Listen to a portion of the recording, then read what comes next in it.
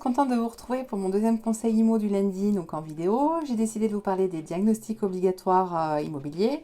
Donc pourquoi j'ai essayé de vous parler de ça? Parce que on est fin 2019 à l'aube de 2020 et que les nouveaux projets sont en train d'émerger. Les vendeurs qui sont en position de vendre commencent à réfléchir sérieusement à leur projet. Et les diagnostics, ça fait partie de la préparation de son projet. C'est la première pièce de l'édifice, on va dire. Pourquoi?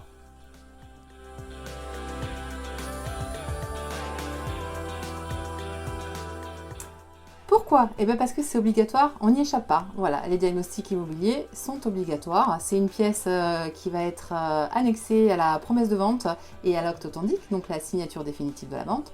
Donc c'est une pièce administrative importante puisqu'en fait ça dresse l'état des lieux de votre bien et ça donne toutes les informations nécessaires par rapport à la sécurité, etc.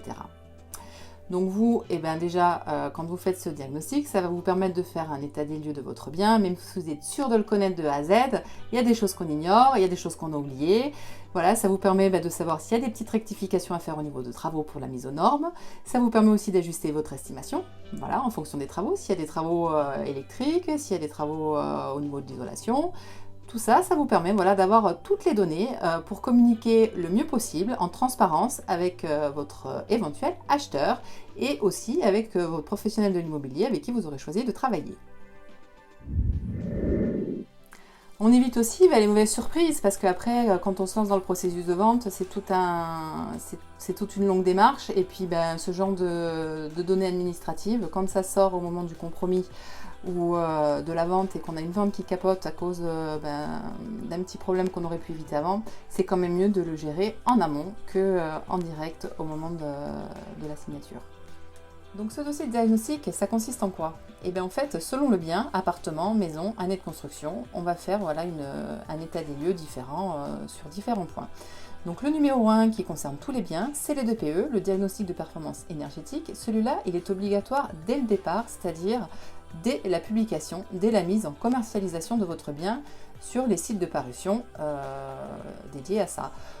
Que ce soit de particulier à particulier ou avec un professionnel. Donc si vous êtes dans le cas d'un professionnel qui vous diffuse votre annonce sans avoir ce diagnostic entre les mains, sachez que vous n'allez pas travailler sur de bonnes bases et que vous ne partez pas en confiance avec celui-ci.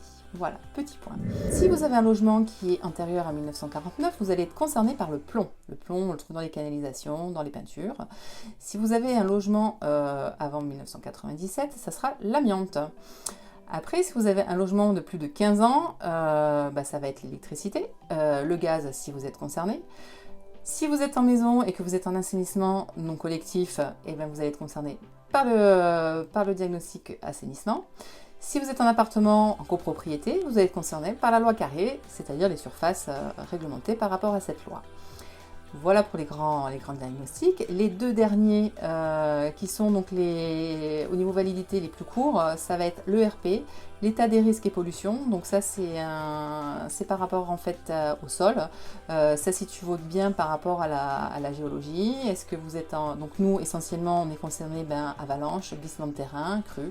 Voilà, ça positionne, ça vous permet d'avoir un regard, une transparence par rapport aux risques auxquels vous encourez par rapport à ça. Pour les termites et les mérules, nous on n'est pas concernés dans la zone, c'est une déclaration en fait, qui se fait par rapport au vendeur, comme quoi il atteste qu'il n'a rien remarqué d'anormal par rapport à ces deux phénomènes, et c'est une déclaration sur l'honneur. Dernier petit point que je voulais aborder par rapport au diagnostic, donc c'était la notion de validité. Trop souvent j'entends des vendeurs qui me disent moi je ferai les diagnostics quand j'aurai l'acheteur. Non, vous avez compris, c'est pas comme ça que ça marche. Si on veut ficeler le processus de A à Z sans surprise, on fait les diagnostics dès le départ, d'autant plus qu'avec vos contrats de diagnostiqueurs, sur les diagnostics les plus courts en validité, c'est l'ERP et les termites, 6 mois, et qu'en général dans le contrat ça inclut une mise à jour. Donc on n'hésite plus, on fait ces diagnostics. Et puis si vous n'avez pas vendu dans 3 ans, c'est qu'il y a un souci. Alors là, vous m'appelez, on fait le point et on rectifie le tir. Voilà, le petit point que je voulais faire avec vous sur le diagnostic pour préparer bien votre vente est terminé. J'espère que ça vous aura servi. Si vous avez des questions, des renseignements complémentaires, n'hésitez pas à me contacter, je me ferai un plaisir de vous répondre. Merci, à bientôt.